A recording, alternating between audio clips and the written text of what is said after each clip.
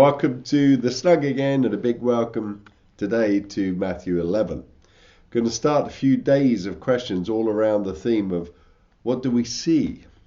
What are we looking for? In fact, today's words straight from the lips of Jesus ask, using these words, what did you go out into the desert to see? And the context is a tough one.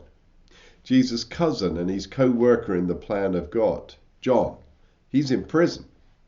And it seems like in the disappointment, the incarceration, dark thoughts have set in with some doubt. The closest of family, the closest of fellow workers for the kingdom begins to doubt that Jesus is really the Messiah. Interesting, our series of reflections on seeing then start with John's wrong viewpoint, John's wrong perspective, and as a result, John's wrong conclusions. It seems like John was surprised by the style of Jesus' ministry. The fierce judgment he himself had preached was not yet obvious, and Jesus' concern for the helpless, the unimportant, may well have resulted in a far more low-key image than John may have hoped for. Some commentators have suggested that John is concerned about reports that Jesus had been touching the unclean. To this report, Jesus replies with the results of those touches, the fruit. Remember, we talked about that before. More likely, John, like most of his contemporaries, was tempted to think of a kingdom bringer or a royal Messiah rather than a dirty people touching miracle worker. So let's look at Jesus' response in the story. After he had finished instructing his 12 disciples, he went on from there to teach and preach in the towns of Galilee.